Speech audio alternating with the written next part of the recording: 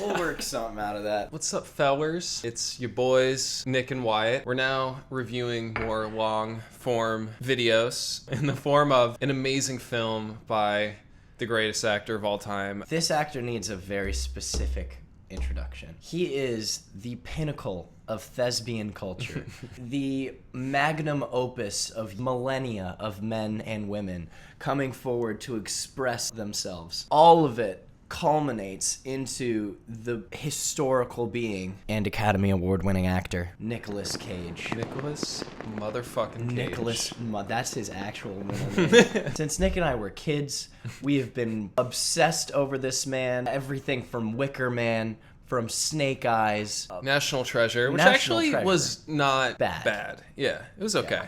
And, you know, Raising Arizona was actually a good fucking movie. It's true. He has this thing where he just loves to do shit movies with no budget. It's because, as some of you may know, other big Nick Cage fans out there, that he has made a lot of poor financial decisions, like buying dinosaur bones, Yes. buying castles in Scotland. He's not very money savvy. So he's not turning a lot of roles away. That's very evident in the movie that me and Wyatt watched on Netflix called The Humanity Bureau.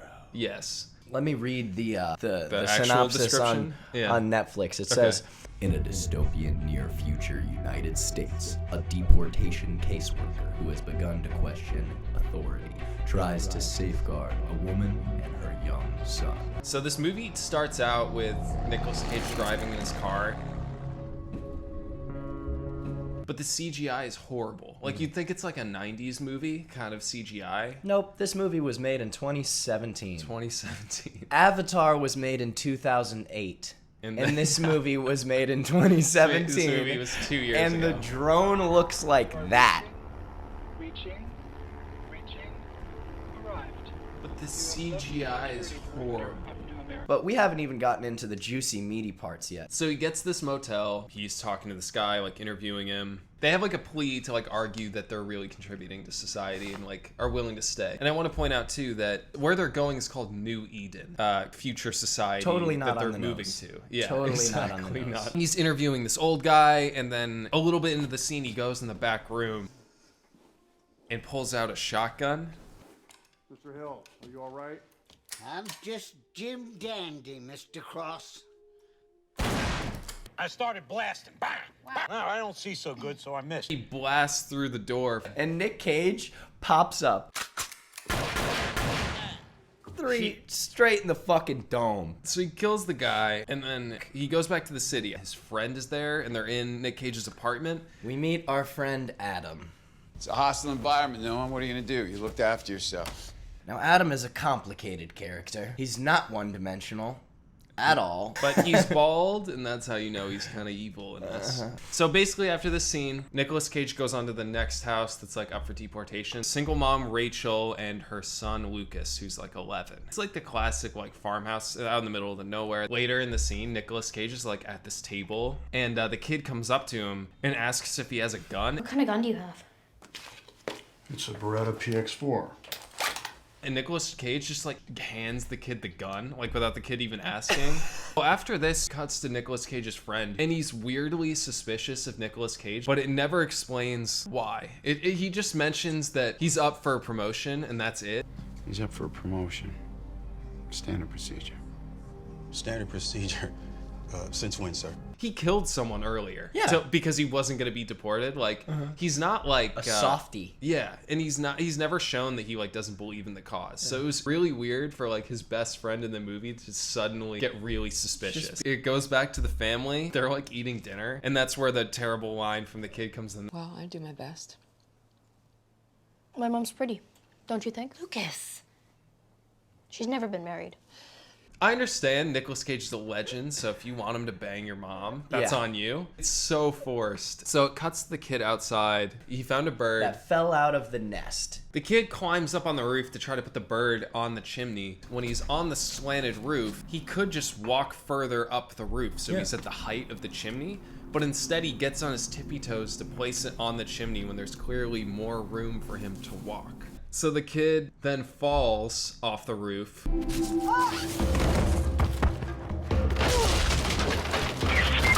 And he's unresponsive. They like do CPR and it doesn't work, and then Nick Cage sits the kid up and slaps him on the back.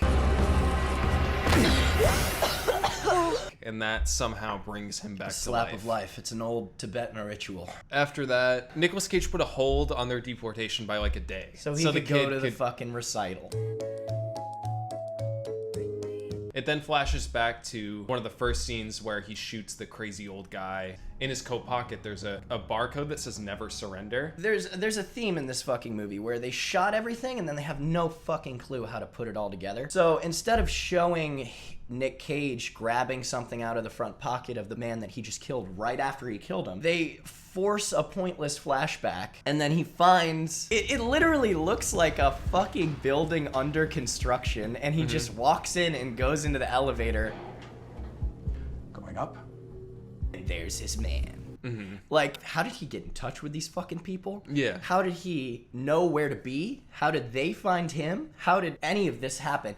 And on top of that, he killed the dude with the lead in the first place. Why are you trusting that guy? If the people who have the information are reaching out to him, why would they when he probably was the killer of one of their operatives in the first place? Yeah. And if this like group is so secretive, why would the guy that is like the crazy old man in the motel, why is he one of the leaders? Right? Like, it doesn't make any sense. So in the elevator, the dude that he meets gives him like a file, Like a thumb drive. with the truth of New Eden. It cuts Nicolas Cage back in his apartment, and he looks at the file, but it's from the back of him, so you Yeah. can't see what he's looking at. But he says like, What have we done? And Act 2 begins. Yeah. You thought things didn't really make sense now. Now they- Wait until the creators of this movie find too many loose ends to tie up. yeah, It's beautiful. It gets way weirder. It then cuts to the kid's recital. The chorus is singing, Amazing Grace. I think so. The most generic public domain song on the planet. Yeah, and there's also an American flag in the back, just to hammer home that this is patriotic. Nicolas Cage drove up, and he awkwardly walks in and doesn't really know what's going on.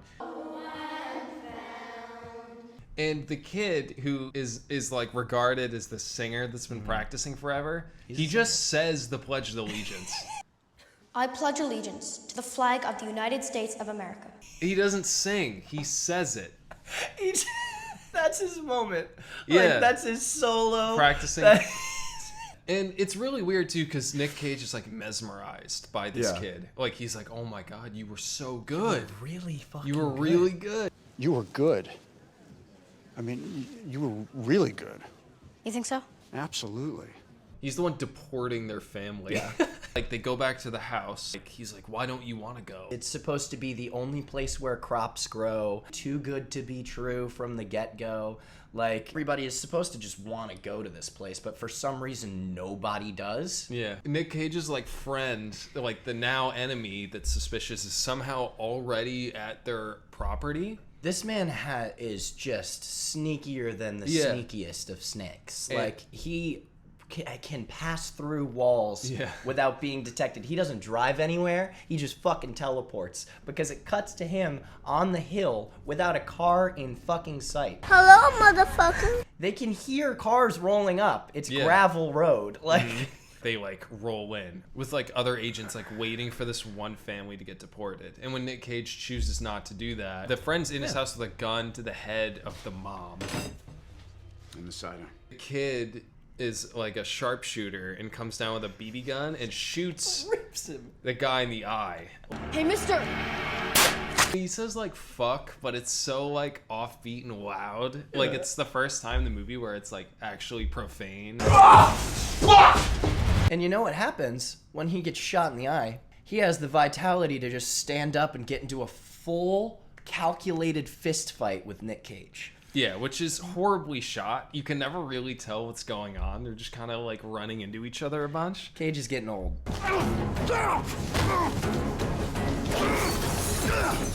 And then the first of many ridiculous cuts happen. Nicolas Cage and the family just drive down the same road they were just on, but none of them get in the cars to go after them Yeah. first. They just kind of watch them leave.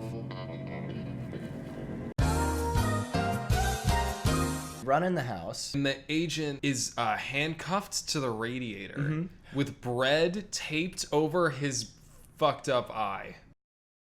And only one of his hands is handcuffed, man. He's not flailing.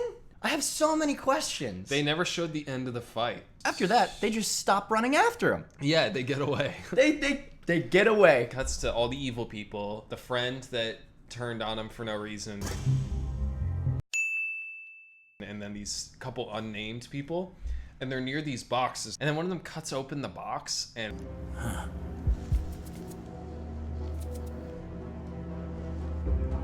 What is that? Is that tooth or bone? I believe that's a child's tooth.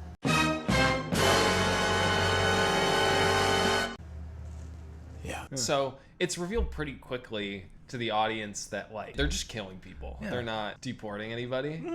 And Nick Cage also knows this and didn't bring it up before it's revealed to the audience. This is before the reveal. They literally had a spoiler in their own movie. Yeah. Like, you don't want the fucking protagonist to, like, have this revelation with the audience. Like, write a character that knows way more than you, and you're just, like, along the ride, and you find out from some random dude we just met. It's way less powerful. Yeah. You're right, it is. It's known It is known. It is known. that the radiation and like all this shit like destroyed all of Canada, and that's why like they can't leave. But Nick Cage just on a whim just is like, like, you know what? we're still gonna We're go. gonna try it out. Because you never know. They get directed towards her old friend, and they get like a station wagon there. But they're supposed to find this guy north that can like help them get across the border. And this guy insists that he's German. Adolf Schroeder. I am German. But he can't do a German accent at all. And Just listen to his accent. Now here you will see the Collingwood nuclear power station. There was a meltdown in reactors 3 and 4, and the government tried to hush it up, but was unsuccessful. you don't have to have a German He doesn't character with need an to be accent. German. Doesn't add anything that he's like from Germany. Like, Really- when you're yeah. talking in a German accent, you have to be in the back of your throat, yeah. So they drive for a while and they get spotted by a drone. Nicolas Cage just brushes off that there's like a drone looking down at them. It's circling. It has teeth. I can see them. I don't think it knows we're down here. If it did, we'd be dead by now. And he's like, oh, it can't see us. And they like somehow disguise the car. They then talk in the car for a while. The kid's like throwing paper airplanes, being annoying. Being a little bitch out of nowhere. Yeah, kid just sucks all of a sudden. Lucas, look that out. This is how it breaks to the mom. New Eden's like basically like a gas chamber that they then like burn the bodies in. Kid just mentions it offhand. You know what the Braves at the Indian camp told me? They're not real Indians, Lucas. New Eden is a death camp. What? You better stop! It's where millions of people are burnt, turned into ash. The mom's like, no, that's not true. Like Noah would have told us. And then Noah like hesitates. He's and like, she knows. well, I didn't tell you. And then they like argue and get out of the car. That is a hell of a secret to keep. Here's a pamphlet that explains everything. How do you sleep at night? I don't sleep. Why me? Why my son? She's like, why us? Like, why are you saving us? And then Nick Cage reveals Nick Cage is the dad of the son. This is the Rachel Weller I knew. Who are you? So you finally came to look for your son. What took you so long? Is he everything you imagined? Yes. And it Which turns gives us so many fucking questions about the whole first half of the fucking movie. Why is he acting so normal around a woman who has his son who is not his son's mother?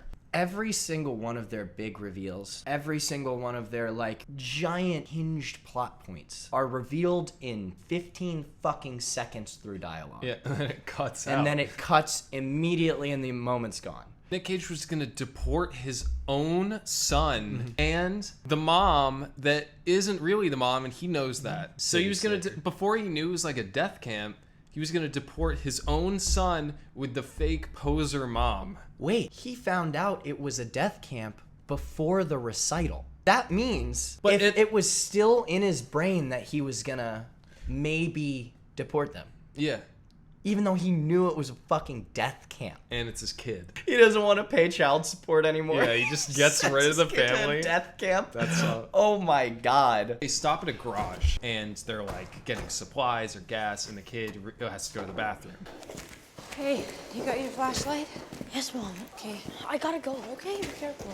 So he leaves, and on the way to the bathroom, you can see one of the people on set. There's a production shadow, baby. We got him. We got him. We got him. We got him.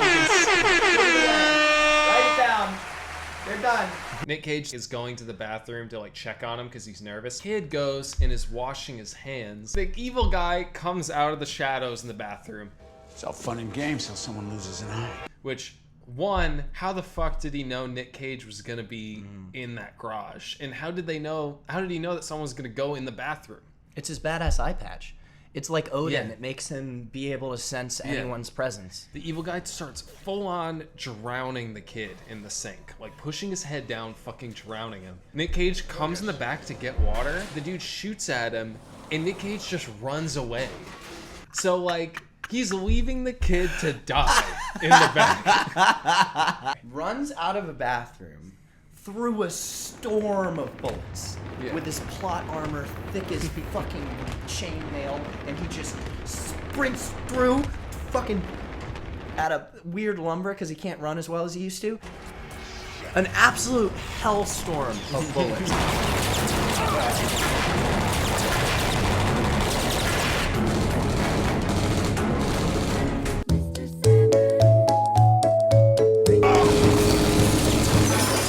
She's screaming like, "Where's Lucas?" And he's like, "We're going to get him." Well, we can't leave without Lucas. We're getting him back right now. Yeah, but they get in the car and leave. Drive away. They just fucking drive away. The kid is dead. He brings the kid out, and the kid like pickpockets the evil guy, and he apparently has like a ceramic eye. It's not in his head. Like it's just. It's not in his head. It's just in his pocket. Like, not in a sterile solution or anything like that. No, it's just fucking in his pocket like my Invisalign. Slaps it out of his hand. And he's like, "Oh, I'll get it." And he jumps down this grate and escapes. He just lets him go. By leaving. He just lets him go. Oh, and now is the third big reveal. They are on the run, but you know they're gonna get out of the fuck car and start a fire. Now they're talking more about how Nick Cage is the father and stuff, and who's this fake Rachel. And Rachel then reveals that basically his actual mom wanted to sell Lucas. Lucas was 2, and Rachel wanted to sell him. She wanted to sell her little boy. And we fought, and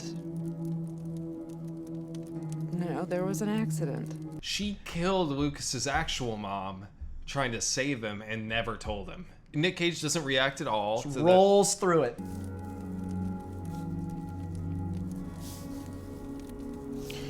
Lucas thinks you're his mother.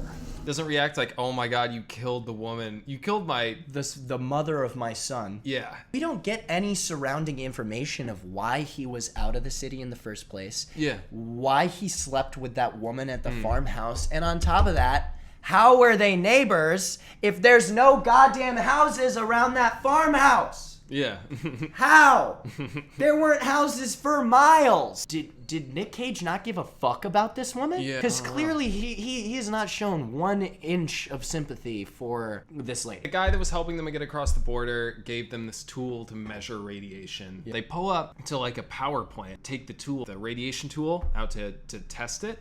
And it says it's like 2 millirams, or it's like basically background radiation, like it's nothing. None of them are shocked at the revelation that the radiation is made up. That like it's safe to leave and go into Canada. But there's the cringiest political line ever where they said, "Why would they do that, Mom?" And then the mom says, Because it's easier to build fear than build a wall. and that's This movie has like political overtones like that, which is fine. If there's one place to not have political opinion, it's a Nicolas Cage movie. It's weird. It's really shoehorned in. It doesn't really like add a lot to the story. Like they never mention really how the apocalypse happened or anything like that. It's just like the world's a shithole. So the car, then it breaks down as they're driving into Canada. It's like snowy. It's clear. There's trees everywhere. Start walking.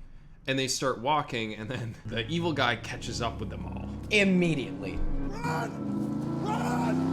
Why are you running? The evil people run up and catch him. They're in the woods. They're in like the face-off. And then the evil guy asks like, How'd you know there's no radiation? I didn't. which is the greatest writing ever. Here's one question that I have for Mr. Adam. How do you know there isn't radiation? You're supposed to be Nicolas Cage's coworker, right? But somehow you have every single bit of information that Nick Cage does not have. Yeah, and you guys are friends too. And that they even say that, like Yeah. in the big reveal when they're around the boxes of teeth and shit. Mm-hmm. They're like, well, you were more than friends. You were best of friends. He reveals like, we only have one. Like, I just need the file, and he's like, but I only have one ticket back.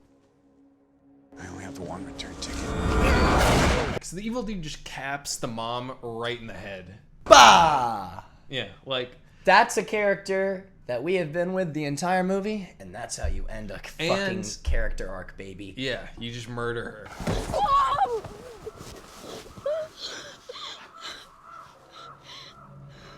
Nick Cage asks for to give him the memory card to save the child. What's a memory card? Let the boy go free. Let him go, Adam. He lets the kid run off in the woods. Go! Get out of here! Go! Get out! Run! He then gives him the memory card, and it's empty. The evil guy scans it, and there's nothing on it. But the CGI is horrible. It's empty! Instead of further asking Nick Cage or trying to torture it out of him, trying to just get the information. He just shoots Nick Cage right in the head. They have plot armor until they just get capped in the fucking dome. Yeah. And I want to point out too, leaving this kid and letting him run around alone in the forest. Certain death. It's winter in Canada in the woods, and you leave him alone. He's still gonna die. It's just gonna be way slower and more horrible now, because he's gonna either freeze to death, starve to death, or get murdered probably by the rapists and stuff that are apparently roaming around. Yep. Oh, and the kid hears the shot and he runs back. This man just killed both of his parents. Or his dad and his mom's stepmom, murderer. His mom's murderer. And his dad. And his deadbeat dad. Who he does not know. Yeah. Is his dad still. He never finds out. The kid never finds out that his mom murdered his actual mom. He never knows his the mom, truth. His real mom tried to sell him, and Nick Cage is actually his dad. Mm-hmm. They both died. The kid lives the rest of his life without knowing who his father is, without knowing who his real mother is. Mm-hmm. Moving on. The kid runs back throwing rocks at Adam. Told you to run. Do you not listen? Before he shoots the kid now, these Mounties or these Canadians with snipers kill everybody there. The Canadians get the kid, and then they're in a lodge, and somehow they knew Nick Cage had the truth, and were asking we needed what Noah Cross had. Somehow Nick Cage was in communication with them the entire time. Yeah. Somehow he didn't share this information with anyone. They're like, did he give you anything? Yeah, did Noah give you anything? Anything at all? And the rabbit's foot that he got randomly, he realizes it's really a USB. So he pulls it out and it has the... So he gives Eden the secret of the century to probably the single least competent 11-year-old boy I've ever seen, except with a fucking BB gun. Then this is the single most ridiculous part of this. They broadcast the footage that Nicolas Cage has, except we don't really get to see any of the actual footage. It's just Nicolas Cage talking on a broadcast to the entire country, which somehow everybody is watching. Everybody takes it completely seriously, and there's a revolution. Everybody gets in their cars and toot their little fucking boots to the city to go beat up some cops. Yeah. So that's the journey. So that's the movie. Nicolas Cage is a treasure. He is a national treasure. In conclusion, this movie has no idea how to write its characters, how to move them along. Nick Cage did not go on a journey of self-discovery or something like that to find his ethics, to find his ability to love in this cold and heartless world. No. He just fucking died after not telling his kid he's his dad. There is no sense of space in the movie. You have no idea where people are, how they find each other, and everything is just like, it happens and that's it. Yeah. In a good script, your characters make decisions to get to discoveries themselves, and then it changes who they are as a person throughout the script.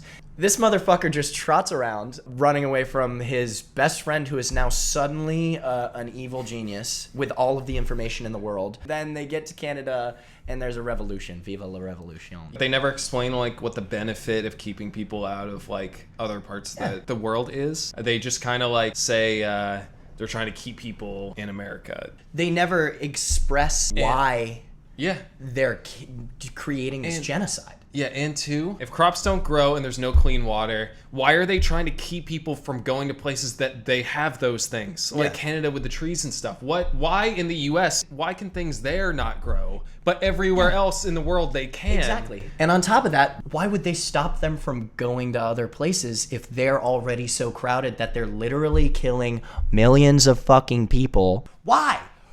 Why? Why? I wouldn't say I'm happy that we could go on this journey with you, but at least us watching it allows you to not have to get how ridiculous this fucking movie is. So if you liked it, please give it a little like ski. Yeah, please subscribe too. And if you want to see more movie reviews or anything like that, then please let us know. Yeah. We're very happy to move into this subsection of YouTube. I'm very excited about it. And watch more Nicolas Cage. Definitely. If you have any recommendations that you want us to watch, whether that's YouTube videos, movies, we can also watch your favorite porn if you put that in as well. Yeah, all right. Okay. Thanks, guys. Go Pats. No, don't fucking go Pats. Okay, see ya.